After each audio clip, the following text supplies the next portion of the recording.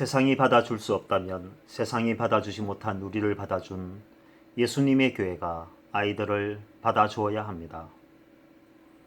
어느 날이었습니다. 정확하지는 않지만 1995년 1월 2일의 일로 기억하고 있습니다. 9살의 명희는 7살의 남동생 용화와 함께 아빠의 폭력을 피해 가출 아닌 가출을 해야만 했습니다. 명희의 엄마는 남편의 폭력을 이기지 못한 채 5년 전에 가출하고 이혼을 한 후 다시 아이들 앞에 나타나지 않았습니다.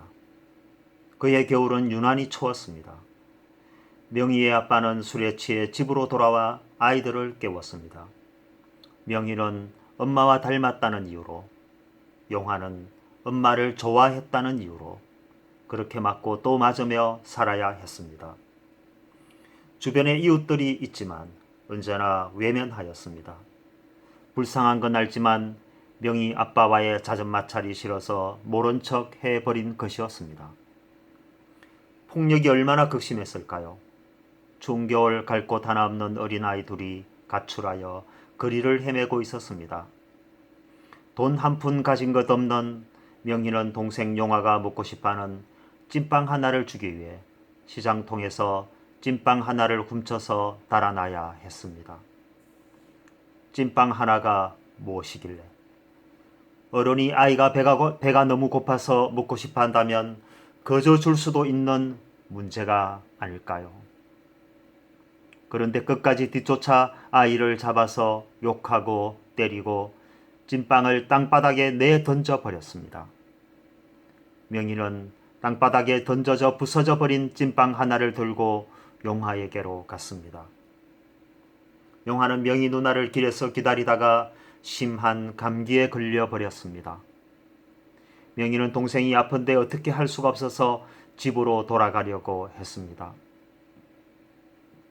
길무통이를 돌아 집으로 돌아가려는 순간 아빠가 술에 취해 비틀거리며 집으로 들어가고 있었습니다. 아빠의 폭력이 너무나 무서웠던 명희는 감기에 걸린 동생 용화가 아빠에게 맞아서 죽을 것만 같아 집으로 돌아가지 못하고 이리저리 방황하다가 서민아파트 단지 내 연탄재 창고를 찾았습니다. 창고 안이 생각보다 따뜻하고 용화를 위해서라도 하룻밤만 자야겠다는 마음으로 용화를 데리고 안으로 들어갔습니다. 연탄재가 완전히 식지 않은 재를 갖다 놓은 사람들로 인해 막혀있는 창고 안으로 이산화탄소가 밀려 들어갔지만 얼마나 피곤했던지 아이들은 그렇게 깊은 잠이 들어버렸습니다. 아빠의 폭력과 엄마의 가출로 보호받지 못한 명희와 용화는 9세와 7세의 어린아이들이었습니다.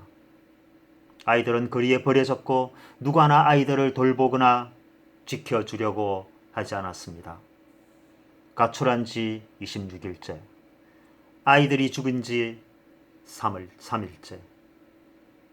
연탄재를 털어게 씻기 위해 창고문을 열기 전까지 아이들의 죽음은 아무도 알지 못했습니다. 아이들이 갈 곳이 없을 때, 아이들이 폭력을 피해 가출하였을 때 세상은 그 아이들을 문제 삼으려 합니다. 못된 아이들, 나쁜 아이들, 도둑질하는 아이들. 누가 그 아이들을 그리로 내몰고 아이들을 집으로 돌아갈 수 없게 만들었을까요? 교회는 거리의 아이들을 그냥 스쳐서는 안 됩니다. 방황하는 청소년들이 밤거리에 모여 있다고 나쁜 아이들이라고 단정하지는 않았나요? 담배 하나를 물고 있으면 그것만으로도 인간 쓰레기라고 규정하지는 않았나요? 교회는 울타리 너머에 방치되어 있는 이름 모를 양이 있으면 그 아이들을 보호해야 합니다. 갈 곳이 없어서 거리에 서 있고 돈이 없어서 굶고 있는 것입니다. 돌아가려 해도 아버지의 폭력이 있고 엄마 아빠의 끝없는 싸움이 있고 때로는 엄마의 가출로 이미 무너져 버린 가정도 있습니다. 어디로 돌아갈까요? 아이들이 문제라고 말하지 마세요.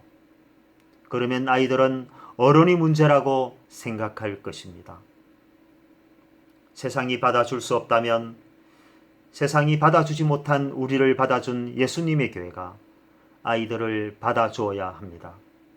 거리에서 떨게 하지 말고, 굶주려서 훔쳐먹게 하지 말고, 예수님이 5,000명을 먹인 것처럼 교회가 아이들을 먹이고 보살펴 주어야 합니다.